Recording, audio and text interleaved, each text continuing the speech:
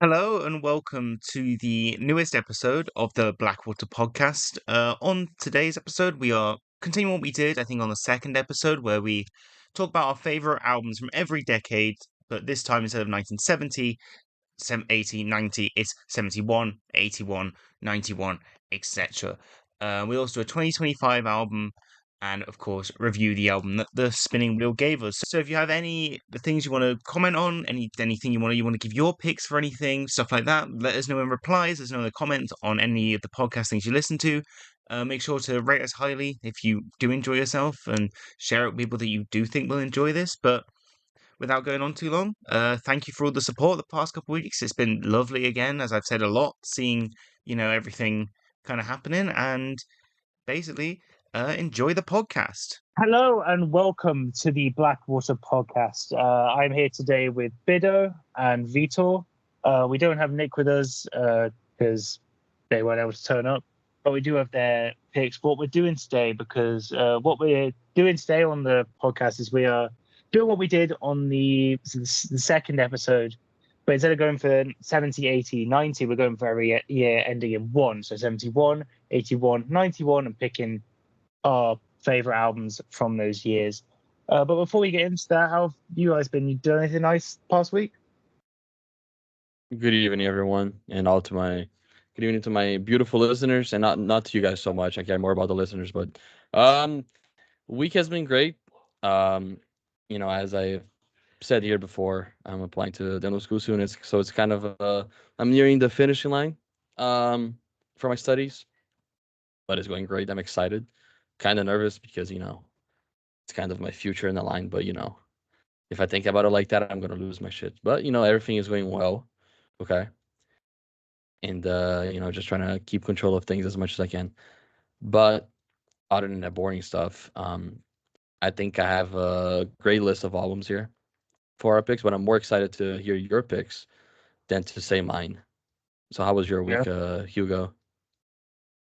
It's been good. I haven't really been doing much. Stressing over school, being tired as usual. Beautiful. I haven't been tired. My sleep is horrific at the moment. But well.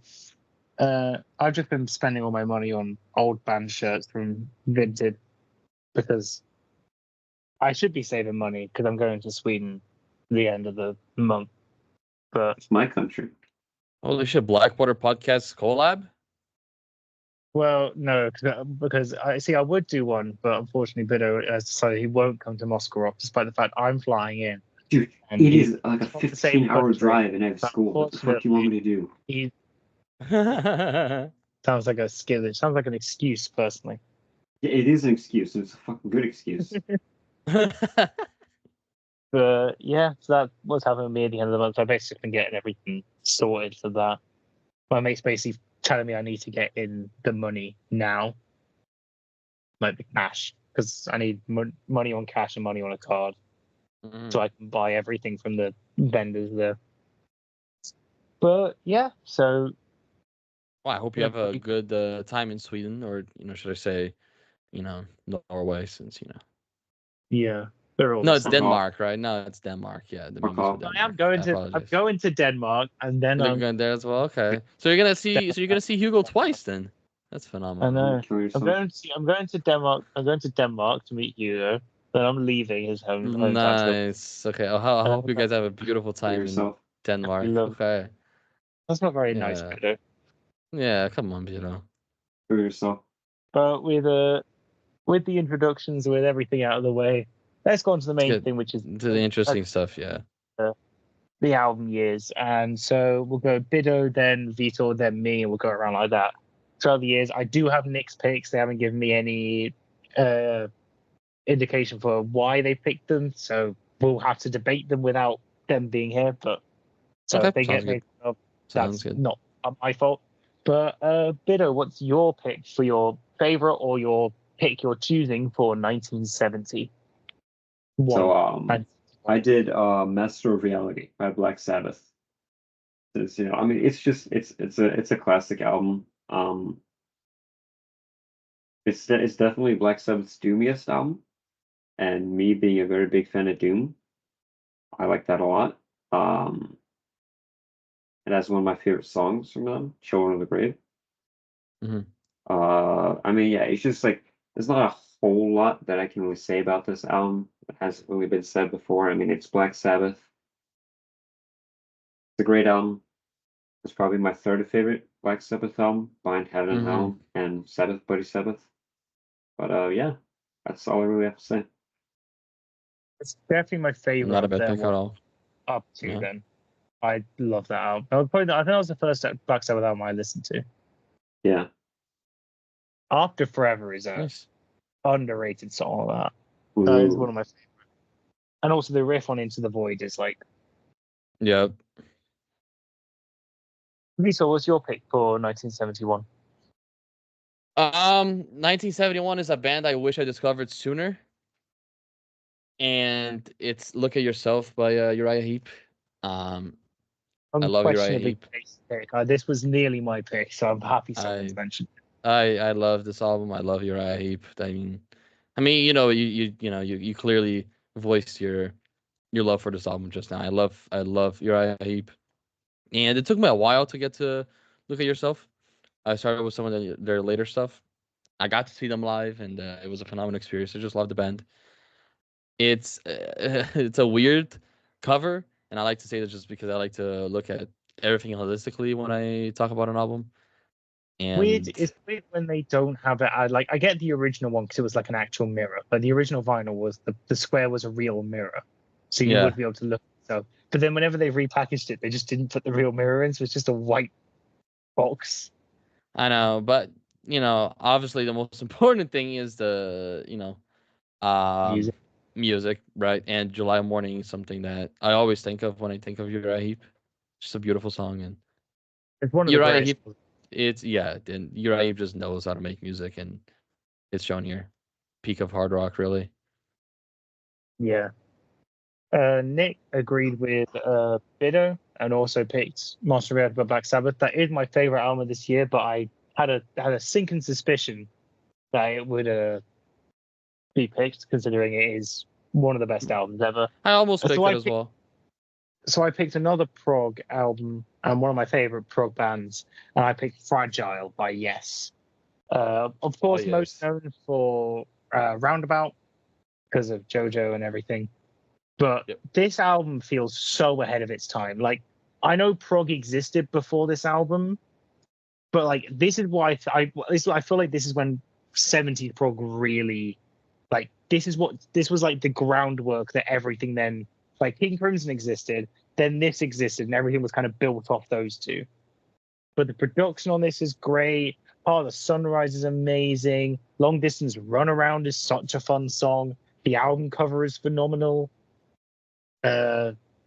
Yeah, I love this album, and I love Yes. They unfortunately fall off really hard after the 70s, but their original run is almost unquestionably great. It's probably my favorite. It's definitely my favorite prog album of the year. You mentioned them falling off, but I do think their best album is from '74. No, I meant they fall off after 1980. Like Oh, their 70s stuff 1980. Okay, is okay. Oh, yeah. Okay. Yeah, because if I were to make the best 5 progressive rock songs of all time, if I were to make a top 5, Gates of Delirium would undoubtedly be there. 100%. yeah, because Fragile, Close to the Edge, Tales from Topographic Oceans, Relayer, Going for the One Yeah, are great. Tomato is it's fine. I really like Drama. It's weird because it has the Buggles on it. mhm. But yeah, I like it. And then after that, I just don't care. Basically.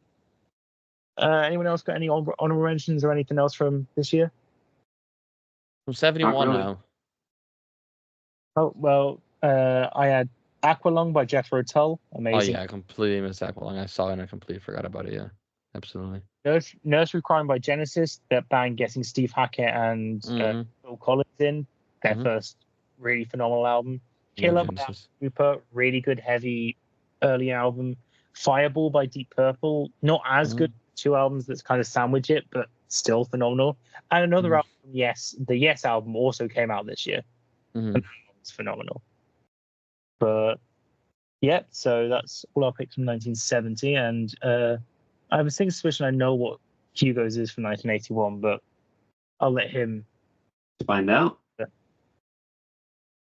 So, my favorite album from 1981 is an album called The Rainbow Goblins by Masayoshi Takanaka. know This is it's a jazz fusion album slash it's jazz fusion. It's got a little bit of city pop in it too, but and it is I guess you could call it a concept album. Like it's basically a music adaptation of a children's story. And it's about these goblins who want to go eat up a rainbow. And I mean, this being a Masayoshi Takanaka album, the guitar work is absolutely incredible. I mean, I think he's one of the greatest guitarists to ever live. He's definitely one of the most influential guitarists to ever live, and also one of the most underrated guitarists to ever live. I don't think a whole lot of people, at least not in like the metal sphere, realize how just like insane of a guitarist he is. His guitar playing is very like fun. Like it's just like listening to Masayoshi's music. It just gets you in a good mood. It's like very very fun music. And that definitely applies to this too. It's just like it just makes you feel good. Mm-hmm. Yeah, I mean that's really all I have to say about it. Yeah, it's phenomenal. It's not near my favorites of the year, purely because it's not really my style of music. But if you're a prog fan, that's the type of album I think you should also listen to because it's very progressive. I'll have to give it a chance because I've never listened to it. It's amazing. It's so fun. You guys know I like prog, yeah. It's just such a fun album. Like fun's the best way to describe it. Yeah. I mean, if you guys like it, and especially talking about prog, I'm sure should definitely give it a listen. All right, Peter, what's your pick? This to me is, I don't want to say top 5 because top 5 might be pushing it. Just because top 5 at a glance might sound fitting. I'm gonna say top 10. Okay, this is a top 10 album of all time for me, easily, no doubt. Probably top 5. Maybe I'm sugarcoating it, but it's Moving Pictures, and I think I was thinking that Hugo was gonna pick this, to be honest. I love Rush. You guys know I love Rush. I've been saying it multiple times that Rush to me has the most complete discography of all time. And even with that in mind, this to me is their best album, and that's very high praise. There's an album that marked me. There's a guy that it's an album that absolutely revolutionized my taste in music. I can't say enough good things about Moving Pictures. I just absolutely love this album. Yeah. It used to be my favorite Rush album. It's not my favorite anymore. But Permanent Waves? And no, my favorite's Farewell to Kings. I prefer their 70s stuff over their early 80s. But Farewell to Kings is up there for me. Hemispheres as well. I just love Rush so much. I will say Moving Pictures has Witch Hunt, which is like their most underrated song for me. I love that song so much. I used to not like it. Every time I listen to Moving Pictures, I end up having a different favorite song from this album. I will say my only issue with Moving Pictures is that it ends on Vital Signs. My only issue with it is that it's too short. It's 40 minutes is a little bit too short. I just feel like Witch Hunt is a better closer than Vital Signs. I probably agree. But I mean, an album with the camera eye and YYZ is already near perfection. Yeah, Limelight. YYZ might have the best opener, or best intro, I should say, that I've probably ever listened to. I love that intro so much.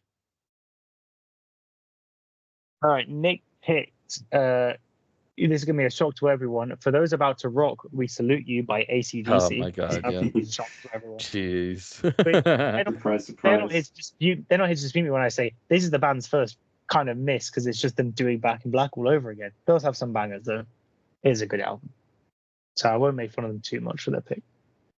My pick is, to put it simply, one of my favorite albums of all time. It's one of the few albums I've rated a 100 on Album of the Year, which is very rare for me to do. And I used to listen to this album all the time when I was going to and from sixth form. I used to listen to this basically every day. And it's Diary of a Madman by Ozzy Osbourne. This is an album I feel like doesn't get enough recognition because everyone talks about the debut. But for me, Diary of a Madman is just a little bit better. Over the Mountain, Flying High Again, You Can't Kill Rock and Roll, Believer, Little Dolls, SATO, and Diet of the title track as the closers are some of the best stuff ever. And Randy Rhoads, God bless his soul, is on fire on this entire album. Like, this is his album. And I feel like as much as people now can kind of go, he's only seen as influential because he died young. No, you listen to his stuff on this, and he's so much further ahead than most of the players were. Him and Eddie Van Halen were the two kind of new guys breaking into the 80s. And as much as Ozzy will annoy me, and as much as it annoys me that the true drummer and bassist aren't credited on the real album, because on the vinyl it has the live musicians, so they didn't want to pay them. As much as Sharon Osbourne annoys me every day, this album is phenomenal. If you still have not gotten around to listening to it, I highly recommend it. It's still underrated despite being a very famous album. Anyone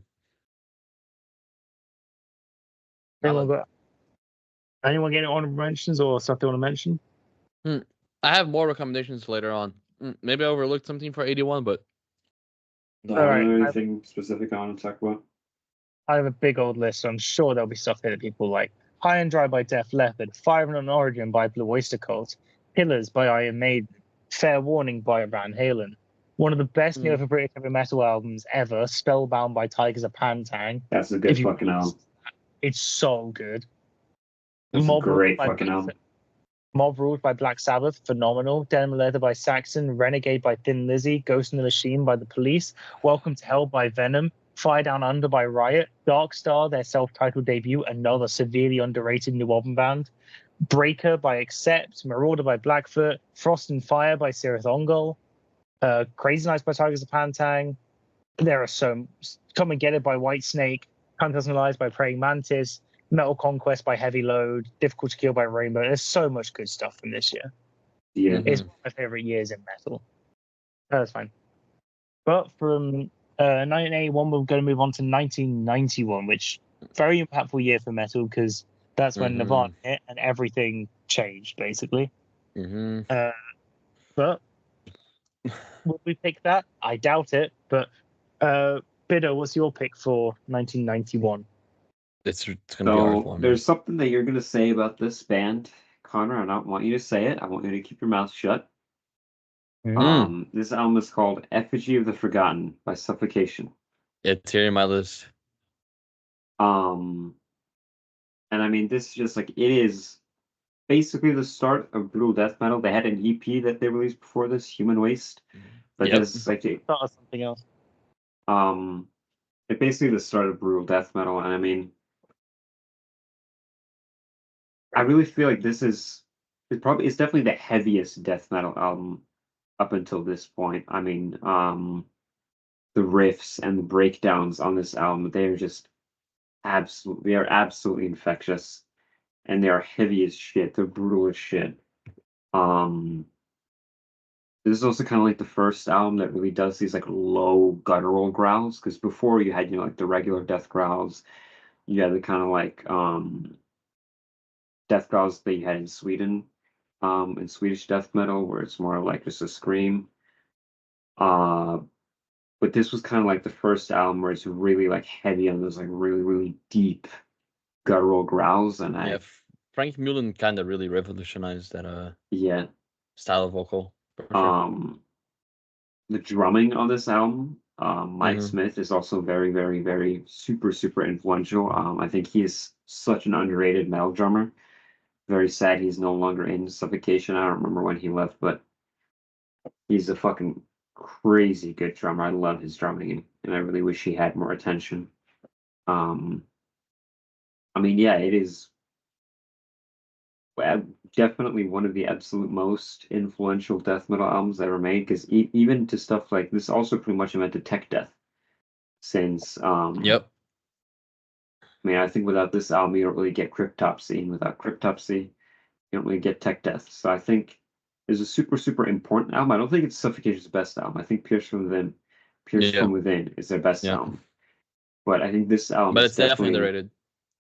it's definitely their most important. It's definitely probably their most like influential and important album. Like this definitely I feel like because you had the death metal that came up until this point, which is kind of just like straight up old school death metal. But I think this is really when death metal started developing subgenres, which was super, super important. And while it's true, and it's good that you make that distinction of different styles of death metal.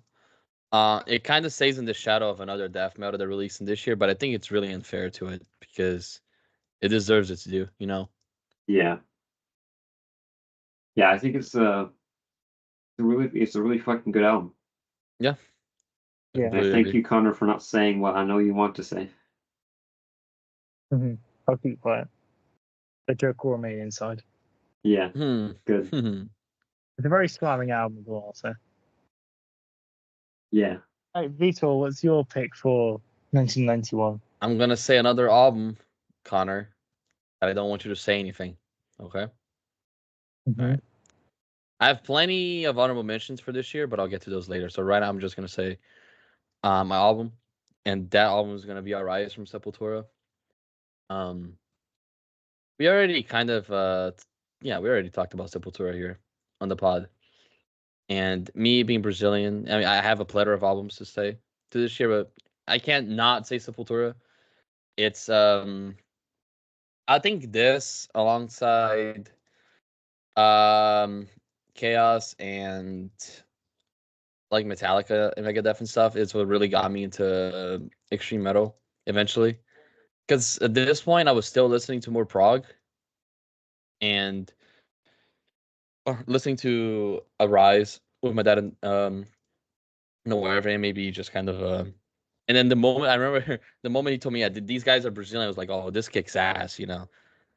And yeah, I kind of just fell in love with Sepultura and Arise from that point forth, and I still listen to them a lot. I still listen to Arise a lot. Um, some of my favorite metal songs are on this album. Like Subtraction has some of my favorite riffs. Dead and Brand Excels fucking slaps. Meaningless Movements. Um, what my user in multiple games is Meaningless because of Meaningless Movements. Um, I just love Sepultura so very much, and I love this album. I love the cover. I love the font in it as well. So yeah, this album kicks ass. My next pick was one that I'm sure all of us like, which is War Master by Bolt Thrower, one of the best death metal albums ever, basically. Yep. Which I'm sure all of us had down as some sort of honorable mention. Mm-hmm. So for me, I had 3 albums I could have picked that I think are about equal. I could have picked Angel Rap by Voivod, which is Voivod going into the 90s and going really weird and going really proggy. They got the producer that produced all of Rush's albums to make like a really progressive album. It's great, but I feel like I'm going to talk about Voivod at another time on another episode at some point. So I'm like, okay. I could have picked my actual favorite death metal album from this year, which is From Beyond by Massacre. I love that album. Underrated as hell. Everyone else here, I thought was going to talk about death metal. So I was like, I'm going to talk about something different. I'm going to talk about one of the first violins I ever bought and one of my the first band I ever really got into. And their final true album, which is Innuendo by Queen. Queen are one of my favorite bands. I think their 70s stuff is so underrated. If you think Queen are just a pop band, like with all their big hits, listen to their first 3 albums. They're heavy metal. They're heavy metal albums. Brian May is a shredder. Songs like Stone Cold Crazy are basically speed metal in 1973. But throughout the 80s, they kind of went a bit more poppy to get the big arena rock albums, which are fine. I don't mind them. But when it time came to make Innuendo by Queen, they found out Freddie Mercury did have AIDS and was going to die soon. And so they basically just made a work of art that deals with everything. Songs like in the title track is like them going really back to their progressive notions. They have Steve Howe do the guitar solo on it, just to make it more proggy. Headlong is just a good hard rocker. These Are the Days of Our Lives is beautiful. Icon Live With You is just a great arena rocker. The Hitman is basically a power metal song, and The Show Must Go On is phenomenal. It's a phenomenal album. Shameless plug, I do have a video on this on my YouTube channel where I do go really in depth about it. So if you want to know more about it, go watch that, my feelings about it. But overall, this is one of the best Queen albums, and considering the circumstances they made this in, considering one of the guys was literally dying as they made it, it's crazy it came out as one of their best. And it's I did not know that. Yeah, Freddie was dying as they made it and died soon after they released it. I don't know how I didn't know that, but I did not know that. You can tell if you watch the music videos because he gets more and more skinny as they recorded them. Wow. But it has a very different feeling when you listen to it as that, but it's just a phenomenal album. I adore it so much. But yeah, Nice. honorable mentions, anyone? Yeah. I won't say what we already said. So, I have Human. Yeah. By Def, obviously. Gothic. My Paradise Lost. Amazing. Phenomenal album. Gothic. Love Paradise Lost. Dawn of Possession by Immolation. And That's a good fucking album. Good fucking band. It's a good fucking album and a good fucking band, yeah. And what might be a hot take to say this is my favorite album from this band, and I think it is. The more I listen to it, the more I think it's my favorite. Twilight of the Gods by Battery. That is not their best song. I know it's not. Objectively, I know it's not. But it's the one I enjoy the most. It's a great album. I agree. Let's make sure B1dd0 stays quiet here, by the way. But Twilight of the Gods is a great album. I just prefer. If I'm going for that style, I go to Hammerheart, personally. And also, as much as Cawthon sounds like a dying dog while he's singing, it fits the music. I don't know. Obviously I know objectively Bloodfire Death is probably their best album. It's probably my favorite if I were to just rank objectively. And I love Hammerheart. But Twilight of the Gods is the one I just enjoy the most when I listen to it. So, all right, I had a bunch of honorable mentions for this. Slave to the Grind by Skid Row. Skid Row shed any of their glam they had left and just make a good heavy metal album. Phenomenal. Surprised no one has mentioned this at all. Necroticism by Carcass. Phenomenal album. Yeah, that's true. Infectious Grooves released their debut, which is just suicidal tendencies, but they're allowed to be weirder. If you listen to modern listen to modern Metallica and wonder why is their bass is so bad, listen to this album. He's not bad. He's being held back.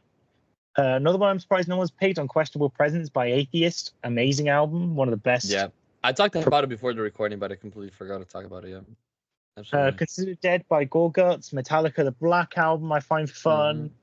Blessed to the Sick by Morbid Angel. Shocked no one's picked that. That's my favorite Morbid Angel. It's my favorite. No, Covenant's my favorite. Streets of Rock Opera by Savatage. Again, no one's picked Like an Ever-Flowing Stream by Dismember. Phenomenal album. I wanted to talk about it. Just a phenomenal year, right? Oh my God. Yeah, 1916 by Motorhead. Paradise Lost by Sirathongo and Gothic by Paradise Lost. Sirathongo was so underrated. So good. I'm sure we'll talk about it at some point. They can't fucking say their name right. It's fucking Carathungle in the fucking Lord of the Rings. But Stupid Americans. But in their song they say Sirathongle. Say it like that. Fucking idiots.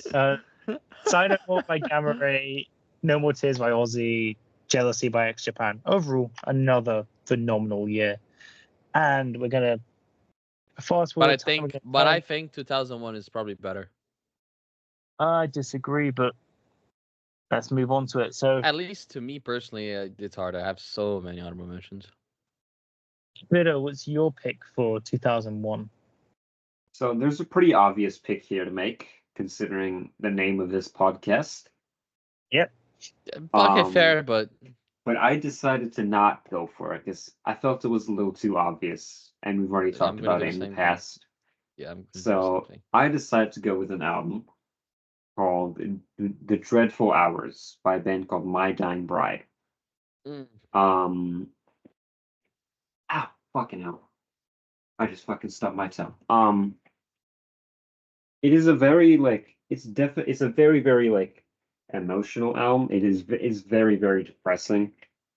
Being Death Doom. Death Doom generally isn't a very happy genre of I have music, take at about least doom metal. not that style of Death Doom. I guess, yeah. It's pretty heavy. It has surprisingly a lot of like really, really nasty riffs. I think I think the harsh vocals could use a little bit of work, but I think the clean vocals are amazing. The melodies are really, really good on this album. They're very, very like beautiful, and once again, it's just a generally very, very emotional album. Like if you look at the lyrics of what they're singing about, like for example, the title track and the opening track, Dread Flowers, obviously, is just a song about a kid with an abusive dad, and eventually the dad murders the kid, and then the ending lyrics of the song is the kid's mother begging the dead child to wake up. So it's So a very very normal sad. happy. That's So normal very happy, pleasant. normal happy My Dying Bride lyrics. I see. Yeah, very very happy lyrics. Well, if My Dying Bride, I mean, are you expecting it to be Sunshine and Roses? Yeah. Yeah, I mean, I absolutely love this album. It's in my top 10 of all time. I think My Dying Bride, they have a very, very consistent discography. They have one really, really bad album.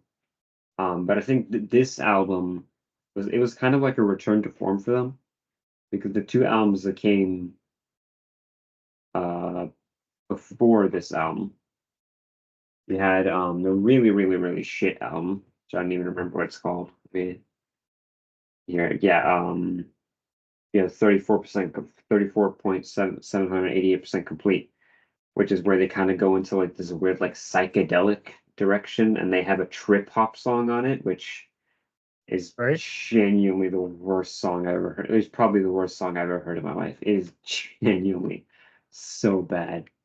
Obviously, never heard like. Oh, you're not sat through like Disturbed's full albums, which are that's like Yeah, you really. I haven't done that to myself, luckily. And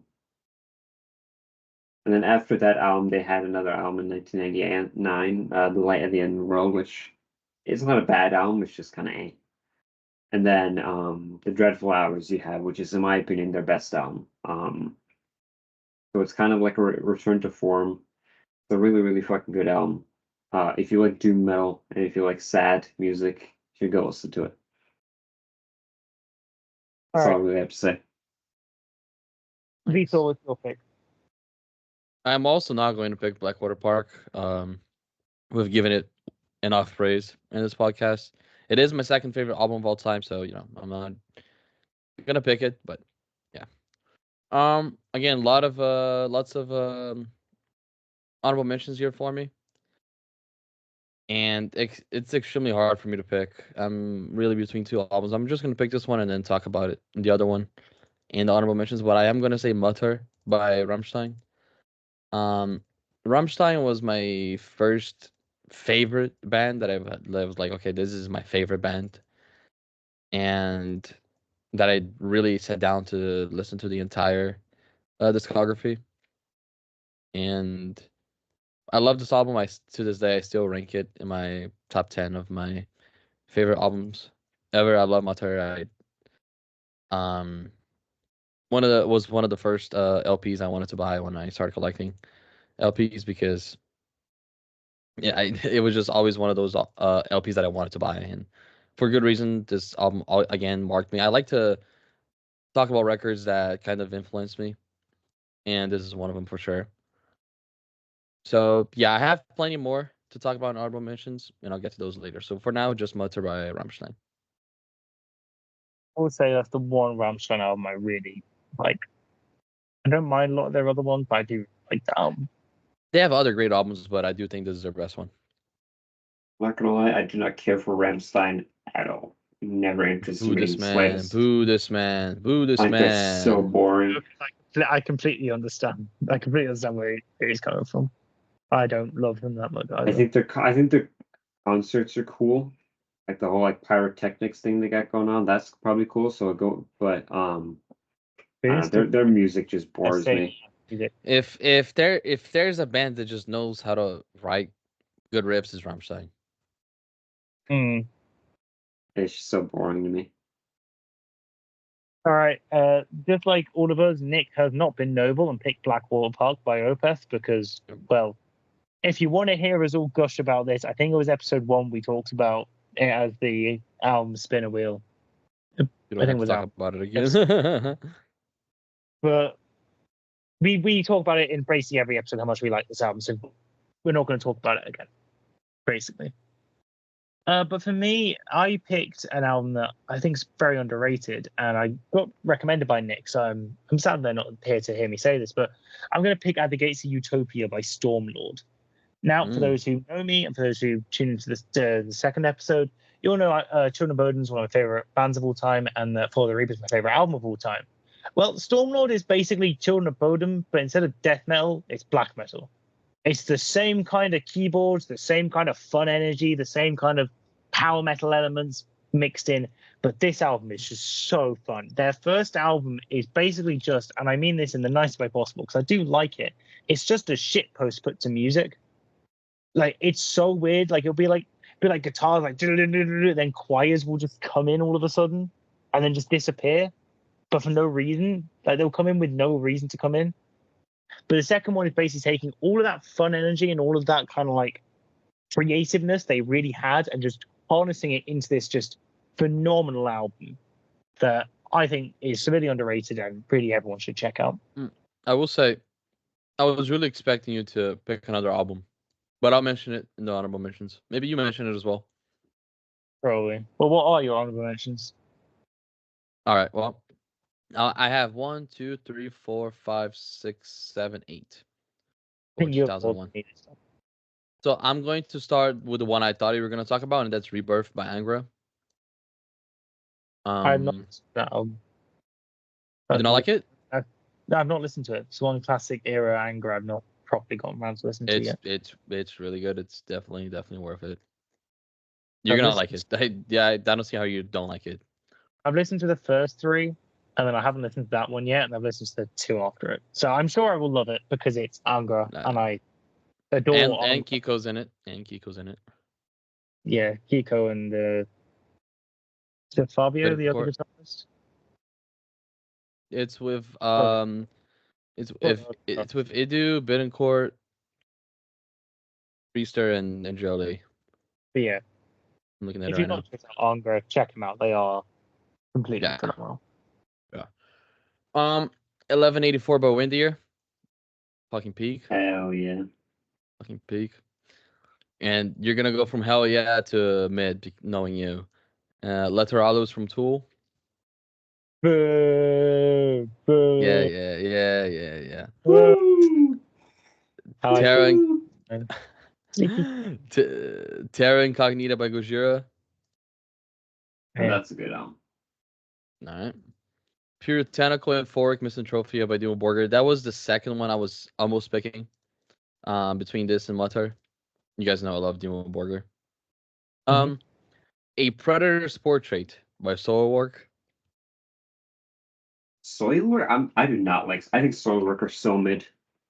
Really? I think they're the most boring Swedish melodeath band. They bore me to death. I do not care about them at all. Now I will say I haven't listened to their entire discography, but I did like Predator's Portrait.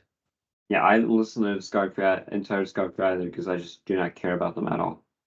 I could not name a single one of their songs, and I think I've listened to 3 of their albums. I don't even remember which ones I listened to, but I think they're so boring. I mean, valid.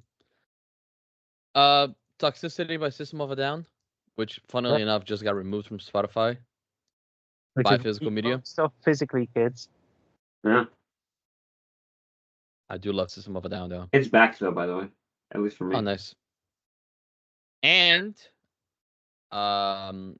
this out of all the honorable mentions, this is the one I started listening to the latest, but you guys know how much I love this band, and it's Let Mortal Heroes Sing Your Fame by Summoning. Hell yeah. Hell yeah. Probably my favorite cover of all time, really. Yeah, that's a sick album cover. It has a Dungeon Synth feel to it, right? I This mean, album. kind of all their albums do. I know, but this one the most to me, I think, out of all their Yeah. albums, is more Dungeon Synth than their others. I guess their first album isn't really Dungeon Synth because it has It has a it doesn't yeah, have programmed drums. It's the only album with real drums. The first one. definitely has the feelings to it though. And I think in Hollow Halls Beneath the Fells, definitely a top 7, I'll say. Summoning song. Yeah, The drums in it are so good. This album gets me going, bro. yeah, it's a good album. Yeah.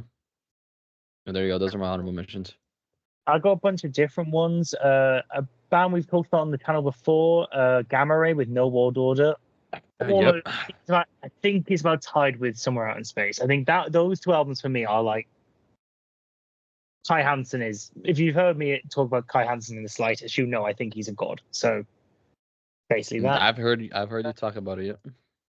Iowa by Slipknot. I'm not a massive Slipknot fan anymore, but I think that album is Iowa, I think is a worth mention now. yeah. I think for me, Iowa is a good album, but I think the corniness of the album kind of ruins it for me. Yeah, like the older I get, I don't listen to Slipknot anymore. But when I was 16, I thought it was the coolest shit ever. The problem Like, with Slipknot is just the stigma around it. So even if you just listen to it, you just like passively think of, They're just cringe. They're just a bit cringe. Like people equal shit is just cringe. Like, it's just what's that one song? Disaster Piece, where like just saying, I want to slit your throat and fuck the wound or whatever. yeah, it's just yeah. But it It's a does little have bit. yeah. It's The a Heretic Anthem though, that song's a fucking banger. Saxon with Killing Ground, that Saxon continuing on their kind of late 90s, early 2000s streak, and then just basically turning into a power metal, thrash metal band. It's phenomenal. And talking about thrash metal, two of the German thrash greats had, well, they didn't really have rebounds because one of them had the rebound, I think, the previous year or previous 2 years. M16 by Sodom and Violent Revolution by Creator. Both great albums, especially M16 by Sodom. I know Sodom's had Code Red beforehand, but this is really when this kind of proves Sodom did have the staying power to keep going. Yeah, there's only really one album, or I guess two albums that I've talked about, and one of those is Jane Doe by Converge. I'm a massive fan of like old school metalcore and mathcore, so I absolutely fucking love this album. I understand it's not for everybody. But it's a really good album, and I think if you like hardcore and if you like metalcore, then I think you should listen to it. And the other album I want to talk about is Prowler in the Yard by Pig Destroyer. It's, in my opinion, their best album. It's saying a lot because it's a really good album. Kind of like death grind, but leans more to the grindcore side than the death metal side. But it's a really fucking good album. Sorry for the weird jump cut there. For some reason, the call just threw us out. We have no clue what happened. All of us were very confused. So that's why it's kind of been stitched together a bit. But we're just kind of finishing up. Yeah, we're just finishing up on Pig Destroyer, which was Biddo's kind of final honorable mention. We were about to move on to 2011. So, Biddo, what's your pick for 2011? My pick for the year 2011 is an album called The Great Mass by a Greek band known as Septic Flesh. Septic Flesh are a band with a very, very consistent discography. I only really think there's one album that I think is kind of bad, that being Revolution DNA. Like that album's kind of eh. But other than that, every single one of the albums is amazing. Septic Flesh, they're basically symphonic death metal. They're just death metal with an orchestra playing in the background. They're a very, very like epic and like grand feeling band. And I think this album just carries on that feeling. Has some really, really the guitar work with Septic Flesh isn't like amazing, But it's also not really like it doesn't have as big of a focus since you have a lot of the symphonic elements kind of um, being focused. So you don't really need like crazy guitar work for them to be good. Um, they more so focus on just like being epic and having good riffs. Hmm. Um, and I think this album just does that pretty well. It's not, I don't think it's their best album. I do think they have a few better albums, but this one, I mean, it just does what they do, and it does it well. I think Seth's the vocals. He is, in my opinion, one of the absolute most underrated um death metal vocalists. His death growls are so just vicious and brutal, and Hmm. just he sounds like an absolute fucking beast. And that is no different on this album. Um, I mean, yeah, I think it's just a damn good album. I think you should listen to it if you haven't. I'd say it's a pretty good place to start with their album with them. So if you haven't listened to Septic Flesh, go listen to them. Goated. Yeah, that's all I have to say. Lovely. So, what's your pick? Um, this album, um, its opinions among the community are kind of up and down. People either love it or think it's mid or hate it. I love it. You know, I'm a prog head, and it's Heritage by Opeth. Um, I think it's a phenomenal album. I think it has some of Opeth's best songs. And Hex Process. Hex Process is so fucking good, and I love Nepenthe. I love Devil's Orchard. Um, yeah, I mean, I just think this album is extremely underrated. It's often towards the bottom of the list when it comes to Opeth's album rankings, and I might be guilty of this because Opeth has what 14, 13 albums, 14, right? I think it's 14. Yeah, something like that. And it would probably go maybe eighth or ninth for me. And well, I mean, I love all other albums, so maybe I'm guilty of putting it towards the bottom as well. Although it's kind of maybe in the middle for me. Bottom line is I love this album, and I think it's underrated. Yeah, for me, Heritage is, in my opinion, their second worst album. I Hmm. think I still think it's a great album. Again, I mean, Opeth is my favorite band of all time. I love all their albums, but Hmm. I do think that this album, like, they were just starting out with the kind of whole just going full into the prog rock thing, That is true. and think it didn't work out as well as they wanted it to. I think there are some Eh, things that could have done a lot better. I Um, mean, yeah, just look at Devil Communion, right? yeah, And Last Will and Testament, I think Superior I Prog think Works. Less One Testament, I think, is kind of a return to the metal sound more than the prog rock sound. That is true. It's not Um, full on prog, but even the yeah. prog elements are better, right? I agree with that. Um, I don't know, I just think this album, there are some good songs on it, but I also think there's some songs on it that I don't care a whole lot about. Um, it's still a good album, but it's like a 7 out of 10 for me. I think it could have been a lot better. That's fair. It's a, it's just a bit too happy for me. When I listen to Opeth, I kind of want to be darker. That's kind of my issue with the entirety of the prog rock Opeth era. But specifically, this album is like Damnation is how I want this band to sound when they're doing clean vocals and stuff. Be like dark and creepy, but that's just me personally. Damnation is a one in a live, like one of the in the discography type of writing. It's like it's hard to force that type of sound. You kind of have to be in a headspace to do that, you know. Yeah. I think Michael did it exceptionally well. Damnation is a masterpiece. All right, Nick's pick was a dramatic turn of events by Dream Theater. I think it is a perfectly fine album. Don't know why they think it's the best, but It's in my honorable mentions. I like dramatic turn of events as well. for my pick, I'm picking someone that I don't think anyone here has heard. I'm picking something that's not metal. It's barely even rock. I'm picking Frank Turner, England Keep My Bones. He's a folk singer, kind of a folk rock from England, and I love him. Not to get too personal, but when I was in a very, very dark place mentally, he was kind of the guy I listened to a bunch. My uncle introduced me to him. I've seen him a bunch of times live, including this year when he played his 3,000th show. I saw Nice. that show, which was amazing. He basically played all his biggest hits, and it was just such a fun show.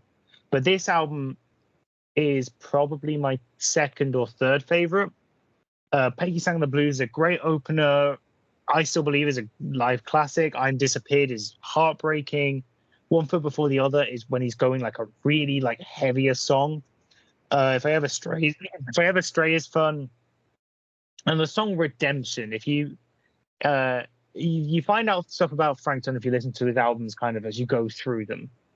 And the thing that is kind of the motif for a lot of songs and his stuff is his strained relationship with his dad. And Redemption is a very, very kind of heart-wrenching song about that, about how he doesn't want to be like his dad and doesn't want to do stuff like that. It's a very, very interesting song, especially when you know where. I'm not going to spoil stuff if you're listening to this stuff all the way through, but knowing how his relationship with his dad now turned mum because she transitioned, changed, and they now have a better relationship. It's kind of interesting to go back to their old stuff. But overall, phenomenal album. Not for everyone, but would highly recommend giving it a try especially if you're a folk fan. Would highly recommend giving it a try. I do like folk, so probably should give it a try. And the one after this is his best album in my opinion, but he's amazing. And live, he is phenomenal. Nice. Like, he just plays super long sets with a bunch of. Oh, he's so good. All right, any honorable mentions? Yes. I just talked about Dramatic Turn of Events. That was on my list as well. Celestial Lineage by Wolves in the Throne Room. Wolves in the Throne Room is one of my favorite black metal bands, especially when it comes to atmospheric black metal. It's definitely among the top for me of the genre, and absolutely love Wolves in the Throne Room. It's not my favorite album from them, but very worthwhile listening to. Road South 2 by Pain of Salvation. I don't think I've talked about it enough about Pain of Salvation in the podcast. Maybe you're familiar with them, Hugo. They are from Sweden. I am familiar with them, and I don't really like them. I think they're mid. I think you're sleeping on them. He isn't a think Pain of Salvation is.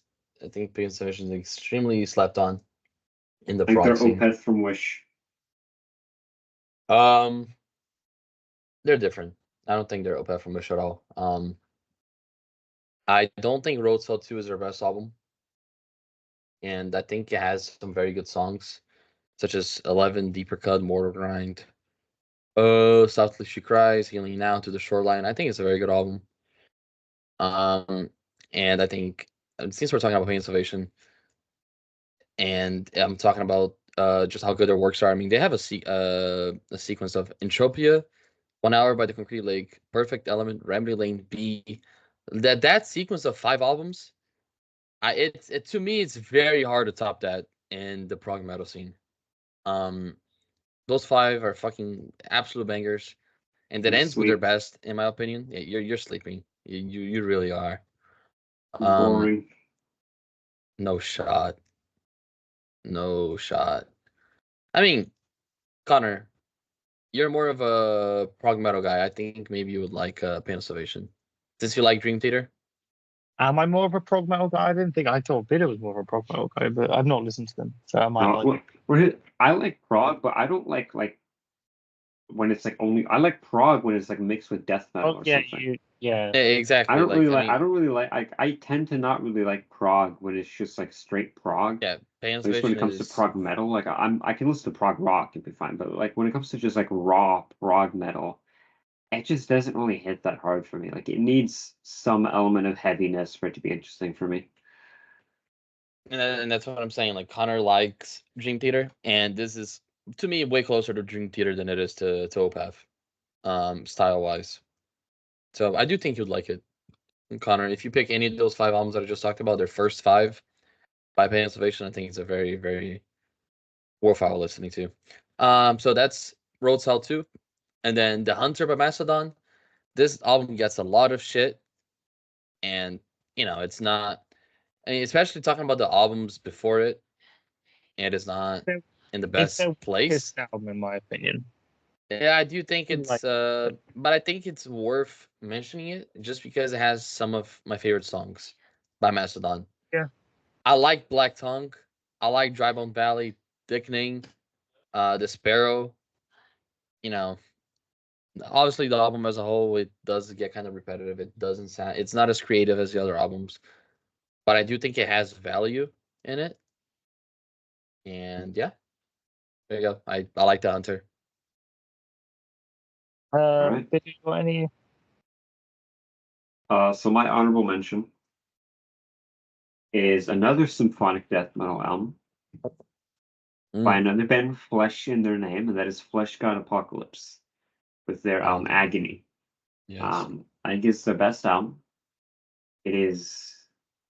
It's a very like. It's also a very like epic album. It's a very like fun album.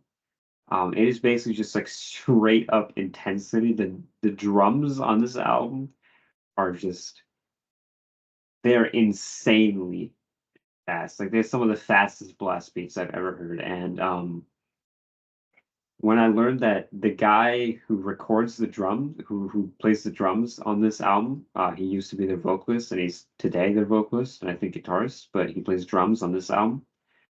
He'd only been playing the drums for a year when he recorded this, which is just mind blowing to me because of how fast he does blast beats. And he doesn't do like a whole lot of crazy like drum fills or stuff like that, but just the sheer speed at which he plays at is mind-boggling to me. And yeah, it's almost like because their album before this was just a straight tech death album, and you can kind of hear that a little bit in this album, like in the guitar solos, like they're very much like tech death guitar solos.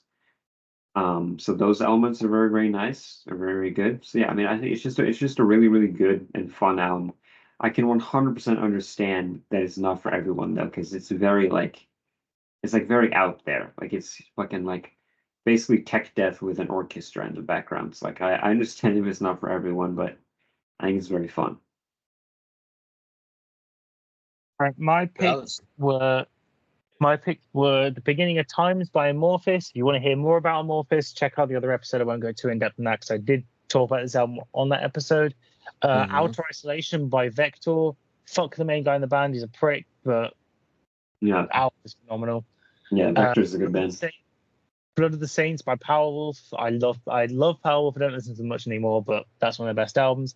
Human Remains by Hell. If this was Andy Sneap, who's best known for producing a bunch of stuff, this was a newer British heavy metal band that never released anything apart from a couple demos, but they were legendary, and their singer unfortunately committed suicide in the early 80s. And this album was them basically finding all the demos and all of that stuff and then re-recording it in the modern day, but with like old members of the band. Andy Sneap played on it because he was friends with the band back in the day. It's a pure passion project and it's phenomenal. Call to Arms by Saxon's great. Forevermore by Whitesnake is great. Conjure Command by Toxic Holocaust is a very fun album. And Forbidden World by Antichrist, very underrated death metal album. Nice. All right, finishing off, we got the 2020s. And B1dd0, what's your pick for 2021? So my pick for 2021 is a very, very underground album. I think it is probably the most underrated metal album of all time. Maybe I think it's a fucking masterpiece. It's an album called Imperative Imperceptible Impulse by Ad Nauseam, an Italian band. It is very, very out there. It is like super, super like avant-garde, dissonant death metal. Totally understand that it is not for everyone.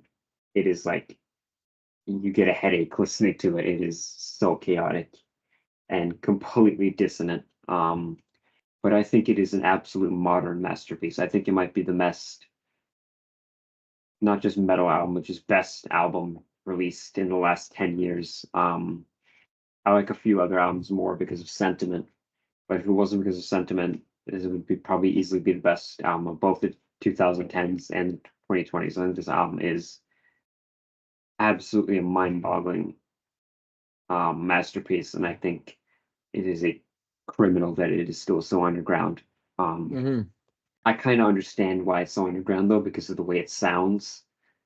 Again, it is like very, very out there. It is super, super weird and like dissonant in like almost like a psychedelic way. Like it almost feels like you're on drugs when you're listening to it. Mm-hmm. The only maybe yeah, it is just like the way that these guys compose the music. It's like because the thing with a lot of like dissonant death metal is it like spends too much time trying to be weird that it ends up losing a lot of like the songwriting. Mm-hmm. But the compositions and the songwriting on this album, like it's composed like it's like a piece of classical music, pretty much. Like it's a piece of like avant-garde classical music. Like the compositions are so insanely advanced and so insanely well done and so cohesive and just like it feels like it should be like it feels super ahead of its time. It doesn't feel like it's something that should come out that came out 4 years ago. It feels like it should have been come out 20 years in the future. It feels super, super ahead of its time. Mm-hmm. And I feel like in 15 years, it will be like people will look back at it and say, wow, this like I feel like this is the kind of album kind of like Meshuggah's early stuff where it's like super, super ahead of its time and super Yeah. ends up being super influential, even if it's underground at the time. Yep. I think, yeah, it is so, so, so underrated, which again, I kind of understand why because of how weird it is and how dissonant it is. Mm-hmm. But I think if you can tolerate really, really dissonant and weird and avant-garde music, I think you should check it out. Lovely. I do like some avant-garde, but not all.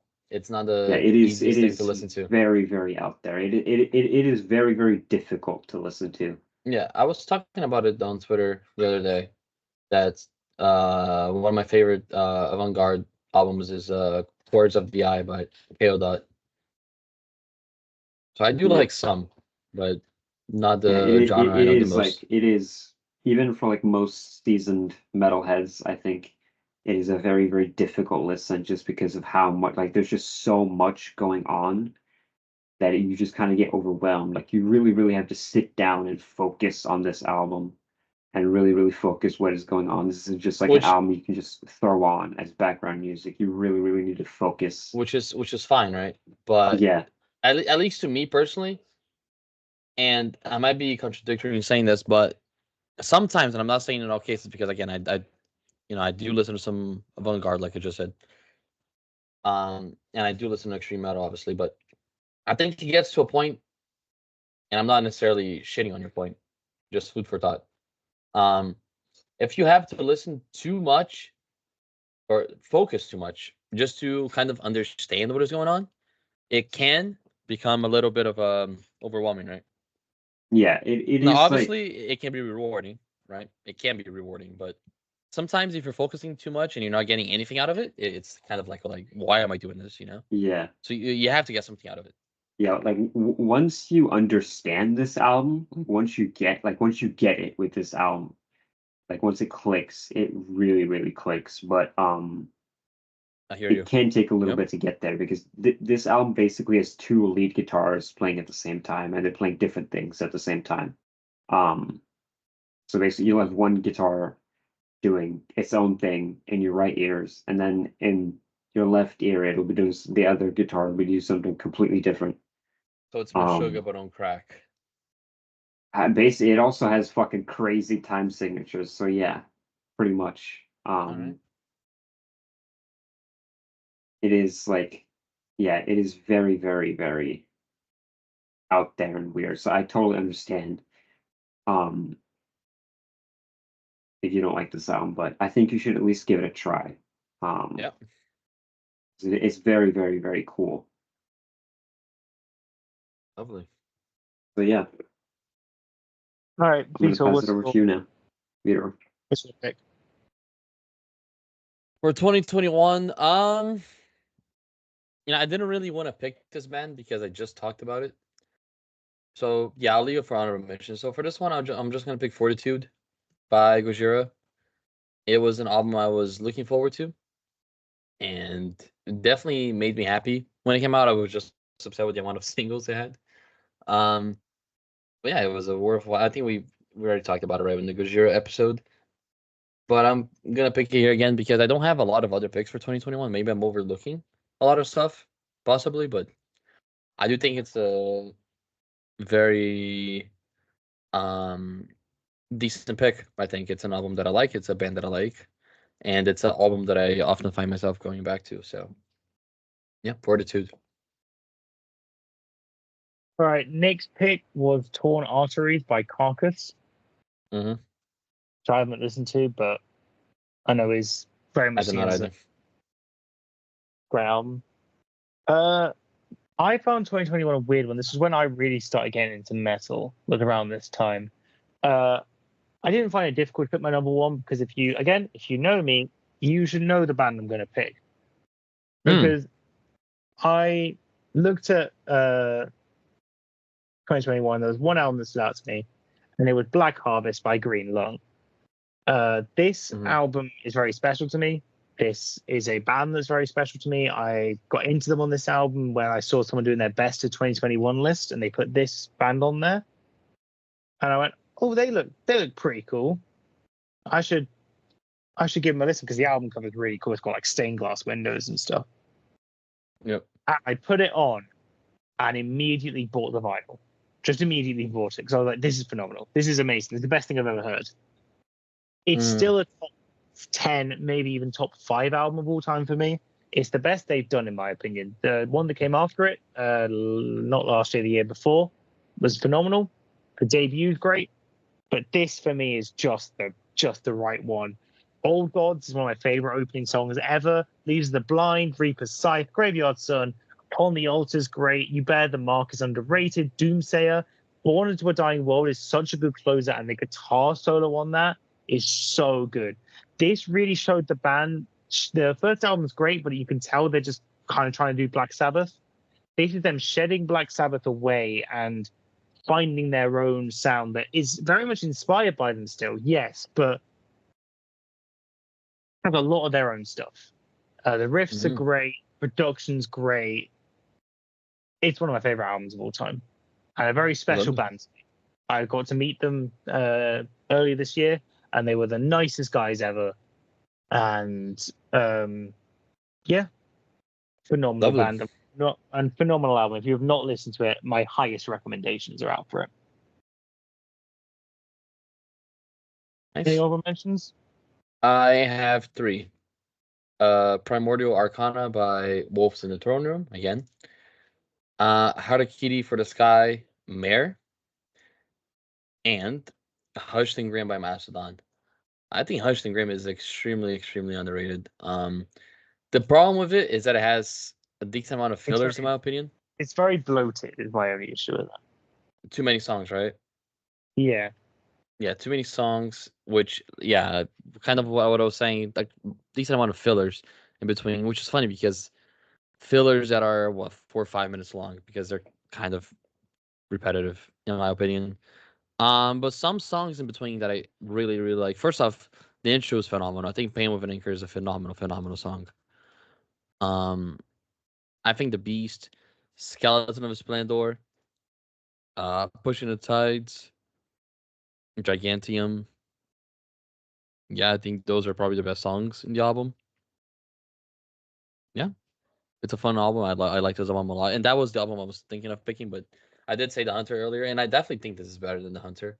By the way, I think I was just a bit disappointed because the 2 albums that came before it. Yeah, it's hard to live up to it. My pick is like I love Mastodon when they were kind of like hooky and catchy, but also still very heavy and still very progressive. Like those 2 albums were. I think it was a bit of a step in the wrong direction, in my opinion. But yeah, and I will say though, I fucking think Hushed and Grim might be their best cover. I love the cover so very much. I love the debut, and I love Once More Around the Sun. Leviathan has a beautiful cover as well. Yeah, their covers. I mean, Crack the Sky. Yeah, their cover game is crazy. Yeah. The Hunter is also the worst cover. So holy shit, the Hunter. Yep. Not getting many wins. I mean, what a beautiful discography, man. And Emperor of Sand. Yeah. I love Mastodon. I love Mastodon so much. All right. But yeah, Bido. definitely Hush and So- Graham The Hunter, they're worst albums in my opinion. But I still love both. Few honorable mentions that I have three. Mm. Is number one is Tales of Other Time by Stormkeep. It is a I forgot about it. modern black metal masterpiece. It You see, I is forgot about it. Yep. super, super, super fun. It's basically just It's like so good. So good. it's just like super, super fantasy inspired melodic black metal. It's almost got a little bit of like almost like a kind of like power metal, like epicness sound to it. Like I Dude, wouldn't it's say so it's good. power metal, but it's got a very like epic feeling And the similar to cover? power metal. The cover art is fucking amazing. The cover art It's is so good. So good. It's a really, really fun album. I think it's easily one of the best modern black metal albums. It's also for sure the best. I was gonna say for sure the best black metal album from that year, but I think Devoured by the Oak is probably a good honorable mention as well. Yeah, I By think Campbell. another good melodic black album from 2021 is Solar Paroxysm by Mare Cognitum. Mhm. That's a really, really good album. I think if you haven't listened to it, you should. Do you like Jevo? I haven't listened to them yet, actually. I don't know. Yeah, 2021 they had another good album as well. I apologize if I'm butchering this, but Tanker Somebody or Nothing, another really good album. Atmosphere of Black Metal. Jeff was really good, really good. Yeah. Atmosphere of Black Metal. And then the final album I'm going to talk about is Moonflowers by Swallow the Sun. Swallow the Sun mentioned. This album and also the album that came before it, When a Shadow is Forced into the Light, they're both very, very, very personal albums because they're both about the guitarist and dealing with the loss of his wife, because his wife died of cancer in 2016. And so the 2019 album deals directly with that, and then this album deals with the grief that he experienced after that. So it's a very, very personal and like emotional album, which kind of goes with, Swallow the Sun, kind of just a very emotional band in general, being a melodic death doom band. But this album in specific, it's very, very emotional. It's not very heavy. It's probably their least heavy album, unless you're counting their newest album. But that album's only really not heavy because of the production. But this it's not a very heavy album, except for maybe the last song. The closing track of this album is basically just straight up black metal song, which is pretty cool. I guess not really even a doom metal song. It's just straight black metal. Interesting. Yeah, the clean vocals are really good on this song. On the fifth track, All Hallows Grieve, there is a guest appearance from the singer. I can't remember her name now, but she's from a band called Oceans of Sorrow, which is a really good prog metal band. And she does a great job as a guest musician on that song. Yeah, it's a really, really good album. It's one of my favorite Swallow the Sun albums. I think all the songs on it are great. It's a very catchy album. It has a lot of like really catchy choruses, vocal choruses, which kind of tracks for Swallow the Sun in general. But it's a really good album. I think you should listen to it. It also has a really, really, really beautiful album cover. Nice. I did find a few more honorable mentions as I was scrolling radio music. That I just forgot about. Rotten Garden by Grima. Ledgerneer Adieu by Nordic Winter. And Zeitlang by Grab. Which, we talked about their release this year earlier in the pod. I think me and Nick talked about it, if I'm not mistaken. Yeah, I didn't think that album was like crazy good. I gave it it's like a good 8 out of 10, but I didn't think it was like amazing. The Zeitlang or the one this year, Kremis? Premise. Kremis. It's the only one I've heard. That's fine. All right, I'll try to round this off without taking too long. Shocked System by Tower. I'm wearing the shirt as we're recording this. It's one of my favorite trad albums of all time. Sarah Beth Linden. Her voice is phenomenal. It's if you like trad like speed metal, give it a listen. Strength by Unto Others kind of goes hand in hand with Black Harvest by Green Lung for me. These two bands were my kind of favorite modern band for ages. I love their riffs, love their vocals, very goth energy. Halloween self-titled. Kai Hansen has returned. Halloween have arguably the best reunion ever because they bring back a vocalist and guitarist, but don't get rid of the other ones that came on while they were left. Means you have the best possible band because they always play every single style they've ever done, and just made a phenomenal album. Like it, I don't usually like people rating heritage bands as high as newer bands. This is one of the ones where I'm like, yeah, they really, really deserve it. Brainstorm Wall of Skulls is a very good power metal album. Deal in Death by Vulture, very good kind of trad thrash album. Harvest by Cicada, just a very good 70s style prog album. And I'll go Bang to Rights by Heavy Sentence. I'm very, very sad to have lost this band. They've split up, unfortunately, but this album sounds like it's like recorded in a garage. It's very heavy, very rough, very raw. I got to see them live. They opened for Sirathongo, and it was phenomenal, and they were phenomenal. And this album is great. I prefer their EP from last year, but the debut album is great, and I'm very, very sad that they have broken up. Well, that should be a lot of albums for people to check out if they have, not listened to these already. And just to give you some more albums to check out, we're going to go on to our next segment, which is the 2025 picks, where you just pick any album. Could be good, could be bad, could be anything in between.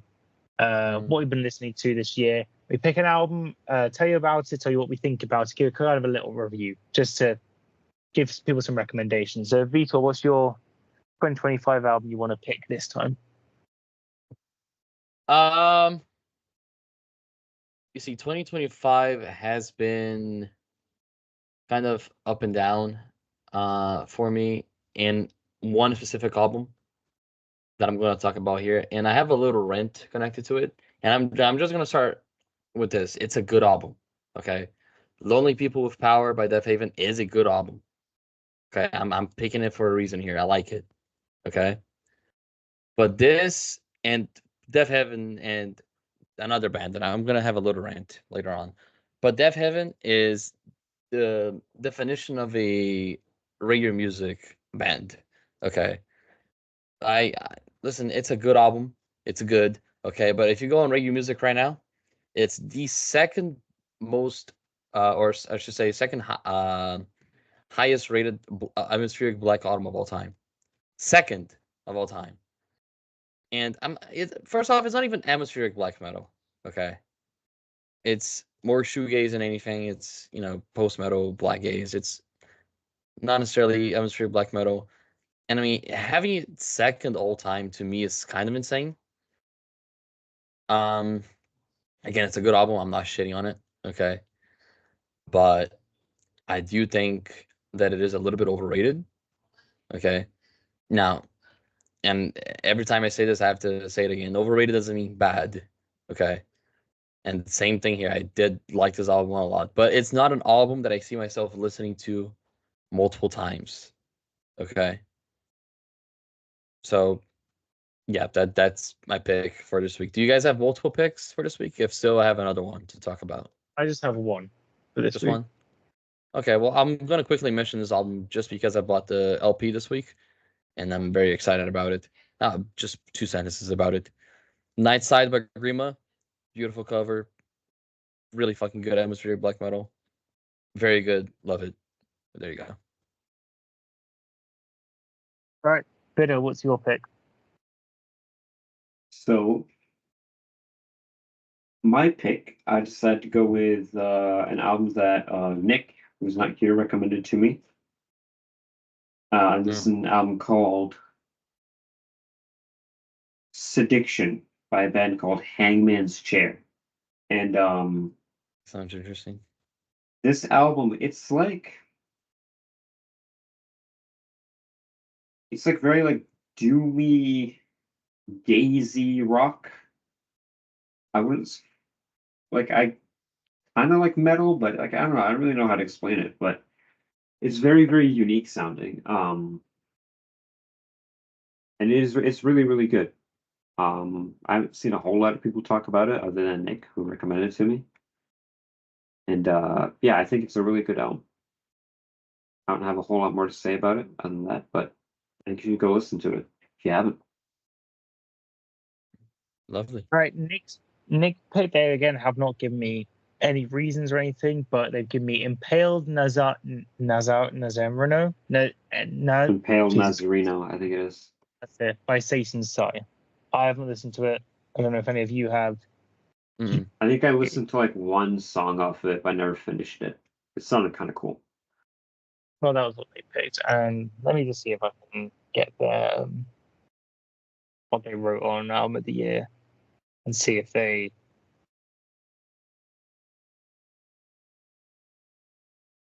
kind of wrote a review for it.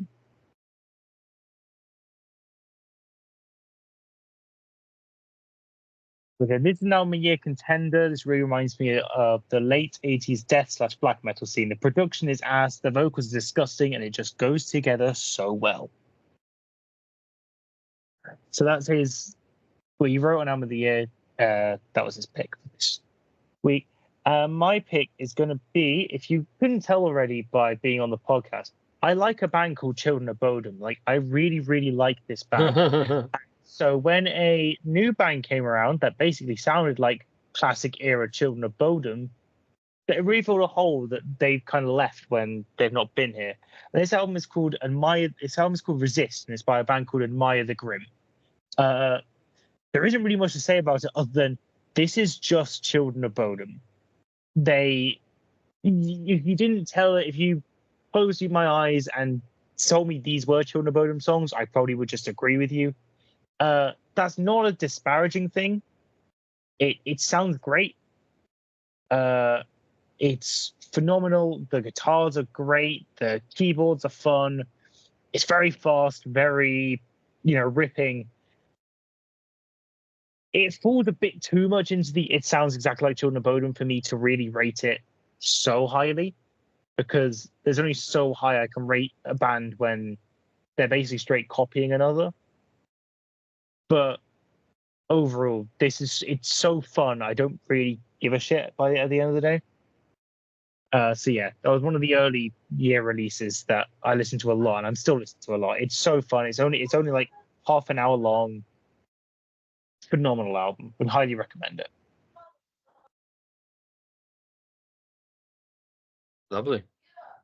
All right. And as we, do every week on this, we spun the wheel, and once again, it gave everyone Connor's favorite genre, which is another black metal album.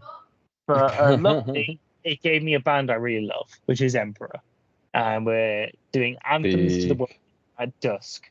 This was their second studio album by the Norwegian band. It was released on the 19th of May, 1997 through Candlelight Records and Century Black. It was recorded in Bergen, Norway. Apparently, the opening riff to, I'm not even going to try to say, Yea Entrasis Sympium, is taken from an unnamed Mayhem song. As such, Mayhem guitarist Euronymous is credited in the album's liner notes, even though he was murdered 3 years before the album was written and recorded. And a recording of the unfinished track can be found in the bootleg. It was produced by, oh god, can we stop getting Scandinavian bands? Eric Hundvin, Ishan, and Samoth. I know how one of them is pronounced. And the band is Ishan on vocals, guitars, synthesizer arrangements, production and mastering, Samoth on guitar arrangements, mastering and production, Alva on bass, and Trim on drums and percussion. Again, I'll go first for this purely because, as I've said many times in this podcast, black metal is just not really my genre, but I love this album. I think this album's great. It's bombastic. It's symphonic. It's never gets boring. I can't tell you why I like this and then don't like other black metal is my only issue. But I don't think it's as good as In the Nightside Eclipse. I think In the Night Side Eclipse is a better album, but this is still phenomenal, and the atmosphere on this album is unmatched. Yeah. Okay. Basically, You go, or I go. You go. I can go next. Okay. So this is probably my fourth or third favorite black metal album of all time. I disagree with you, Connor. I do think this is better than In the Night Side Eclipse. This is Emperor's best album, in my opinion. I think that the intro track to this, I'll Spark to the Oath, the end of that intro where it leads into Yea and Trans Imperium, that little section where it leads into that is like just so insanely good. Probably the best intro track on any album ever, I think. I mean, this album is about as perfect as it gets. It is an absolute masterpiece. It is pretty unique in its sound compared to a lot of other black metal releases around that same time period. Since it's almost like you can kind of start to hear like the more like progressive elements starting to be weaved into the music. Because obviously the two albums that come after this, are much more progressive, and Emperor's final album is just a straight up rock metal album, basically. And you can kind of start to hear the seeds of that being sown here on this album. And yeah, I feel like it's just a really good album. Everything about this album is just really good. It's very epic. It's very aggressive. It's very heavy. It's pretty raw. It's good. It's a great album. I love symphonic black metal. I've said that over and over and over again with Dimo Borger, and summoning having those elements as well. This is a genre I love, and obviously an introduction to it was Emperor. I do think I prefer Anthems as well over Nightside. I really tight for me.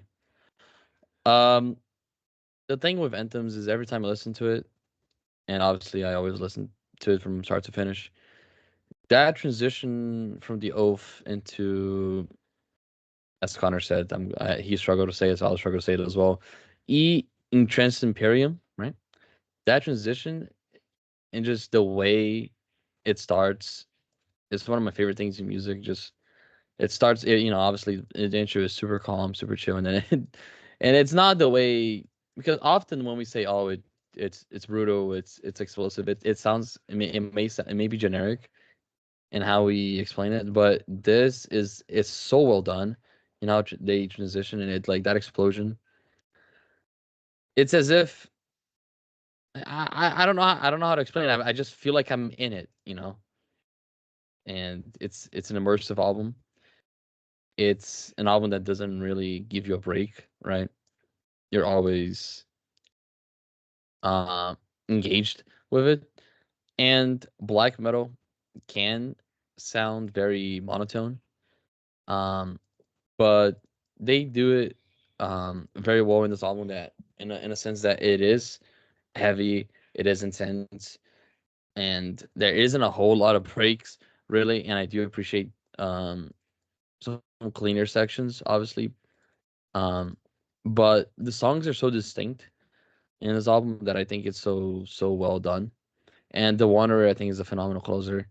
The Strength for Burn is a phenomenal epic, I think. I love Anthems. I just wish wholeheartedly, I just wish the cover was a little bit better. Um, I look at the cover, and to me it just looks like sound waves or something. Yeah, the cover really could be better in my opinion.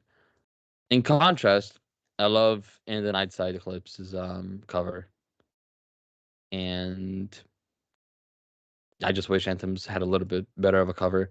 And that's really the only reason why I haven't bought that LP yet. Um, as much as I love it, but I will get around to buying it, obviously, just because I love this album so much. All right. Nick did write a little thing for this, and they said, while this album is good, I still find the debut in the Night Side Eclipse better. That's not taking anything away from this album, though, because this album very much does stand on its own 2 feet. The atmosphere and riffs on this album are monstrous. I think you can tell from how we talked about it, we all really like the Temper album. Let us know what you think. But let us know in the replies of whatever thing we're talking about. Same with anything. What are your favorite albums from these years? What are your was your 2025 pick? Was your thing you want to share with all of us? But yeah, anyone else got anything to add before we round it off? That I I don't think think that's so. it. I love Mastodon. That's the last thing I'll say because I said it so much. It's all right. Well, with that, I guess we'll see you next week.